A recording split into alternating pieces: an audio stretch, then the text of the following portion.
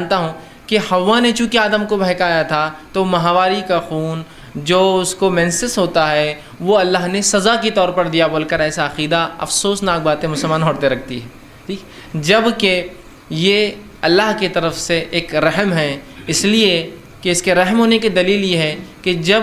عورت کو اولاد پیدا ہونے والی ہوتی ہے تو یہ خون آنا بند ہو جاتا ہے، اسی لیے کہ اسی جگہ سے پھر بچے کی ناف جڑ جاتی ہے اور مکمل خون کا دوران وہاں سے شروع ہو جاتا ہے۔ تو یہ رحم ہے اللہ کی طرف سے،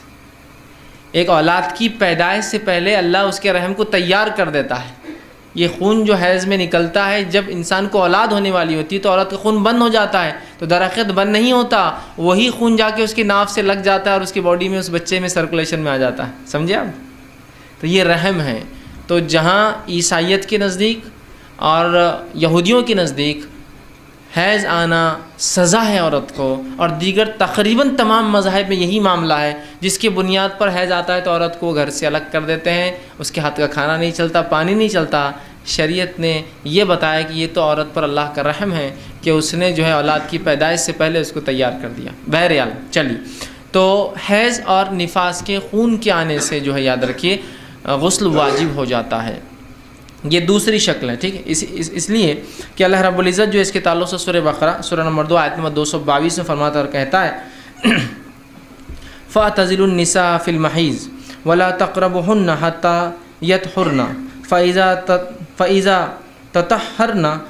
فَأْتُوهُنَّ مِنْ حَيْثُ أَمَرَكُمُ اللَّهُ۔ دیکھیے آیت کا ترجمہ یہ ہے، حیض کے دنوں میں عورتوں سے الگ رہو اور پاک ہونے تک ان کے قریب نہ جاؤ، جب پاک ہو جائے تو جہاں سے تمہیں اللہ نے حکم دیا ہے جا سکتے ہو۔ تو یہاں دیکھیے دوسری بات آ گئی کہ اگر عورت کو حیض آ جائے تو انسان اس کا غسل اس پہ واجب ہو جاتا ہے، اور ایک بات یہ بھی پتہ چلی کہ اس دوران آدمی جو ہے عورت سے ہم بستری نہیں کر سکتا ہے نا، کیوں؟ تو یہاں کیا بیان کیا؟ تو الگ رہو، تو یہ الگ اسی معنی میں ہے، یاد رکھیے کہ اس سے ہم بستری نہ کرو، اس معنی میں نہیں ہے کہ ان کو گھروں سے نکال دو یا خود گھر سے نکل جاؤ، یقیناً اس معنی میں نہیں، یا ان کو الگ کمروں میں کر دو اور خود الگ کمروں میں، اس معنی میں نہیں ہے۔ اس لیے کہ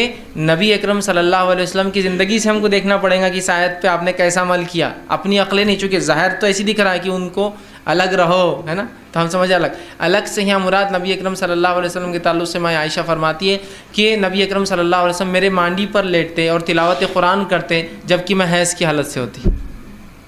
تو الگ کرنے سے مراد کیا ہے؟ ہم بستری مت کرو، بس یہ معنی ہے۔ الگ کر دو سے مراد الگ گھر الگ کمرہ نہیں ہے، ہوتا تو آپ کیوں پڑھتے؟ اسی طرح وہ کہتی ہے کہ میں حیض کی حالت سے ہوتی اور نبی اکرم صلی اللہ علیہ وسلم مجھ سے ایک بار کہا کہ مسجد جا کر چٹائی لا بچھانے کی